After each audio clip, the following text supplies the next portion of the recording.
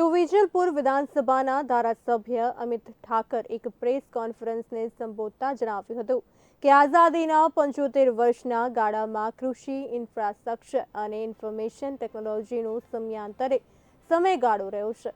આવનારા 25 વર્ષે સ્ટાર્ટઅપના 25 વર્ષ હશે, જેમાં દેશના પ્રધાનમંત્રીના આહ્વાન પ્રમાણે ભારતનો યુવાન જોબ સિકાર નહીં પરંતુ જોબ ગીવર બનશે।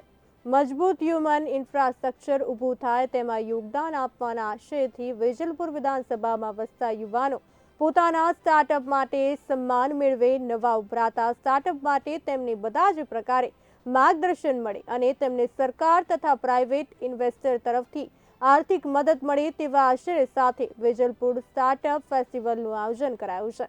એસજી હાઈવે પર આવેલી YMCA ક્લબ ખાતે તારીખ 3 ફેબ્રુઆરી 2024ને શનિવારને સવારે 9:30 કલાકે કેન્દ્રના ગૃહ સહકાર મંત્રી અને ગાંધીનગર લોકસભાના સાંસદ અમિત શાહના હસ્તે તથા રાજ્યના મુખ્યમંત્રી ભૂપેન્દ્ર પટેલની ઉપસ્થિતિમાં વિજલપુર સ્ટાર્ટઅપ ફેસ્ટિવલનું ઉદ્ઘાટન થશે, જેમાં ટેકનિકલ સેશન, સ્ટાર્ટઅપ પ્રદર્શનનું ઉદ્ઘાટન, લાઈવ ફિશિંગ, મેન્ટર સાથે વાર્તાલાપ જેવા વિભિન્ન સેશન રાખવામાં આવેલા છે। તો એ માટે સતત રજીસ્ટ્રેશનનો પ્રવાહ પણ જારી છે, તો જેમાં સ્ટાર્ટઅપ મેન્ટર ઇન્વેસ્ટર તરીકે 1000થી વધારે રજીસ્ટ્રેશન થઈ ચૂક્યા છે। પ્રેસ કોન્ફરન્સ છે એ specially and only for Vejalpur startup festival માટે છે। વેજલપુર સ્ટાર્ટઅપ ફેસ્ટિવલ એ દેશનો એવો પહેલો પ્રયાસ છે કે જે સ્ટાર્ટઅપને કોન્સ્ટિટ્યુન્સી લેવલે સ્ટાર્ટઅપને લઈ જવાનો આ પહેલો પ્રયાસ તરીકે ગણાશે। દેશના વડાપ્રધાન અને આજે જેને ભારત ભાગ્ય વિધાતા તરીકે જોવે છે એવા નરેન્દ્રભાઈ મોદી એ જે કીધું એ મુજબ કે આઝાદીના પહેલા 25 વર્ષ એ કૃષિ વિકાસના હતા, બીજા 25 વર્ષ એ ઇન્ફ્રાસ્ટ્રક્ચર ડેવલપમેન્ટના હતા, ત્રીજા 25 વર્ષ એ આપણા ત્યાં જે કહેવાય ને કે ઇન્ફોર્મેશન ટેકનોલોજી અને સર્વિસ ઇન્ડસ્ટ્રીઝના હતા। હવેના નેક્સ્ટ 25 વર્ષ જે 75 વર્ષ આઝાદીને પૂર્ણ થયા પછીના એટલે કે અમૃતકાળ એ સ્ટાર્ટઅપના 25 વર્ષ હશે। 25 વર્ષ જે અમૃતકાળના હોય, આ અમૃતકાળનો પહેલો કોન્સ્ટિટ્યુન્સી લેવલ સ્ટાર્ટઅપ ફેસ્ટિવલ છે। સ્ટાર્ટઅપ કે જે ભારતનું ભવિષ્ય છે। વોકલ ફોર લોકલ આપણે કહેતા હોઈએ તો લોકલ યુવાનો પોતાનો બિઝનેસ શરૂ કરે અને લોકલ ઇન્વેસ્ટરો આગળ આવી અને એમને ઇન્વેસ્ટમેન્ટની અંદર મદદ કરે। લોકલ યુવાનો એ વર્લ્ડ ક્લાસ સ્ટાર્ટઅપ બની અને લોકલ તો રોજગારી ઊભી કરે, પરંતુ આખા વર્લ્ડ ક્લાસ સ્ટાર્ટઅપ ક્યારેક બની જાય તો એની અંદર ઇન્ડિયા લેવલે કે વર્લ્ડ લેવલે પણ રોજગારી ઊભી કરે, આવો એક આશય આ સ્ટાર્ટઅપ ફેસ્ટિવલની અંદર છે।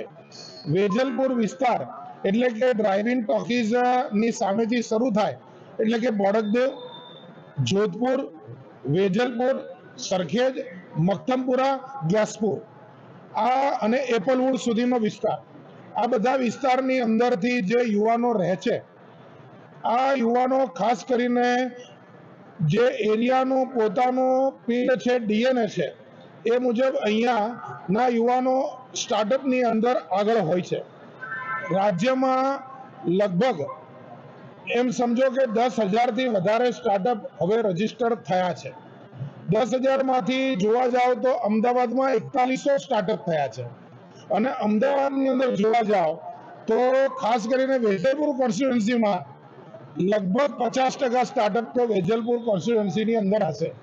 એટલે હું એમ કહી શકું કે વેજલપુર એ ગુજરાતની સ્ટાર્ટઅપ રાજધાની છે।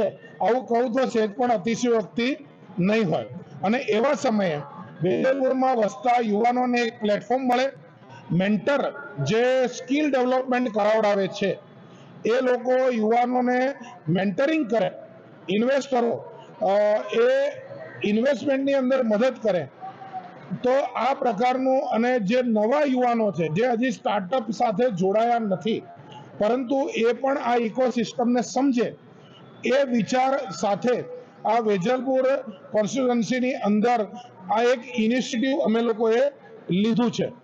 મને ભરોસો છે કે વેજલપુરની અંદરથી અત્યાર સુધીમાં અમારા જે અમે વેજલપુર સ્ટાર્ટઅપ festival.com આ નામ સાથે QR કોડ સાથેના લોકો સુધી પહોંચવા હોર્ડિંગો આખી કોન્સ્ટિટ્યુન્સીમાં લગાવ્યા છે. લોકો QR કોડના માધ્યમથી કે ડાયરેક્ટ વેજલપુર startup.com ઉપર રજીસ્ટર કરે છે. એમાં અત્યાર સુધીમાં 800 થી વધારે રજીસ્ટ્રેશન થઈ ગયા છે. મારી સાથે મારા વેજલપુર કોન્સ્ટિટ્યુન્સીના બધા જ વોર્ડના પ્રમુખો બી છે. એમના માધ્યમથી અમે લોકો સોસાયટીના ચેરમેન સેક્રેટરીઓ સુધી પહોંચી રહ્યા છે.